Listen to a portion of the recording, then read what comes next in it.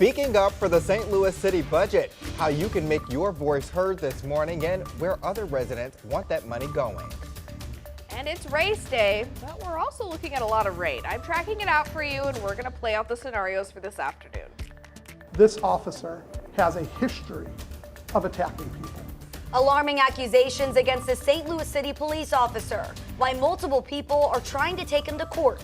Today in St. Louis, Weekend Edition starts right now. This is Today in St. Louis, focused on you.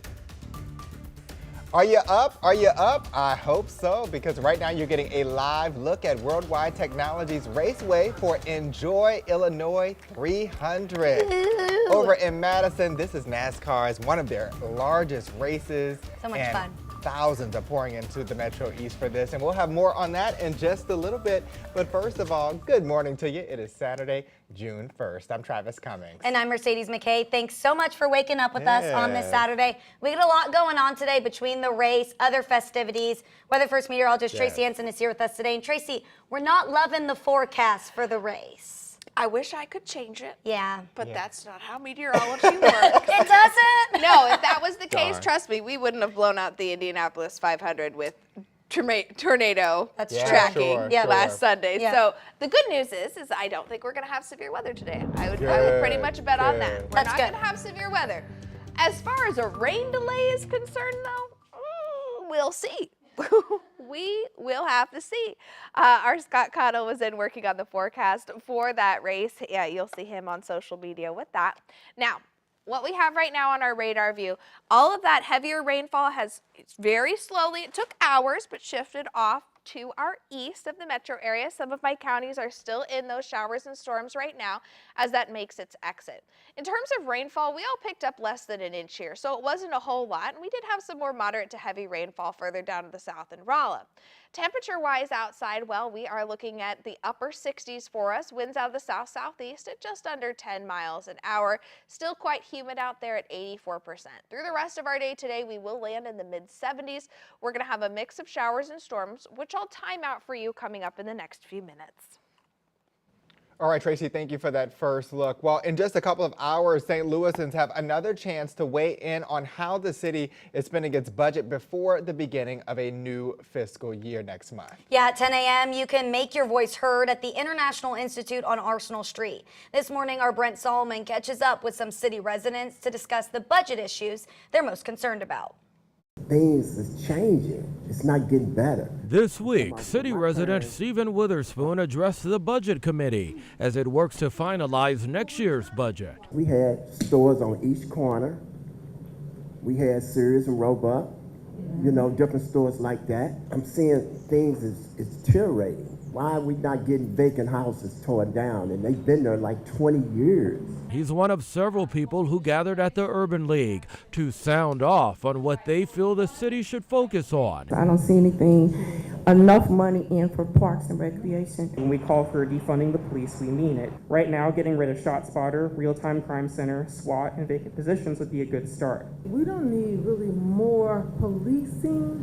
We need something more for those who being policed. More programs other than basketball for the youth in the summertime. The youth that we need to come to those centers won't show up. Leaders listened and thanked the public for this feedback. This as they go line by line. One line includes a $1.3 million salary adjustment to make sure your trash is being picked up on time. We were having a hard time retaining our refuse department drivers, and they get very nice offers to leave our city. Alderwoman Kara Spencer heads the budget committee and has concerns of her own. Massive population loss. We're seeing an enormous amount of people leaving our city, in particular leaving North St. Louis. These neighbors are hoping with the right investment, city leaders can turn the tide. You got more money than you ever had in years. Brent Solomon, 5 on your side. Again, if you'd like to weigh in on the city budget, stop by the International Institute at 10 a.m. this morning. This morning, 2 scathing lawsuits accuse a St. Louis police officer of having a history of physical abuse. Yeah, the first involves an incident last December where another officer crashed into a South City bar.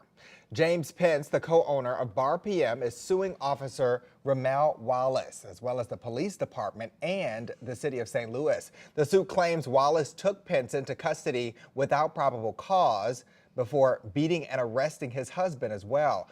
The second lawsuit stems from a case that happened 6 months prior.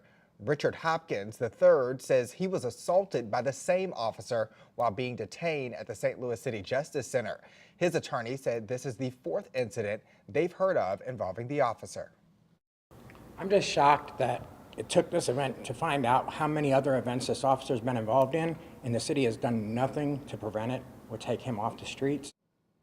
And this morning, we want to note Wallace has not been charged with a crime. We did reach out to the police department and the city for reaction. Both said they do not comment on pending litigation. An update this morning to a story we've been following since Thursday. Water pressure is now restored at a North St. Louis apartment building. Tenants at Webster School Senior Apartments complain their water has been consistently or completely dried up for weeks. After our story aired, the city sent a plumber to the apartments to fix the problem. We caught up with a tenant who is thankful to have the water running again.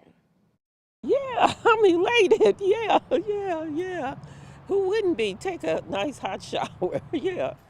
Who wouldn't be? She's right. A city spokesman tells 5 on Your Side a valve on the building's service line was partially shut, and once they opened it, the water pressure came back to the building.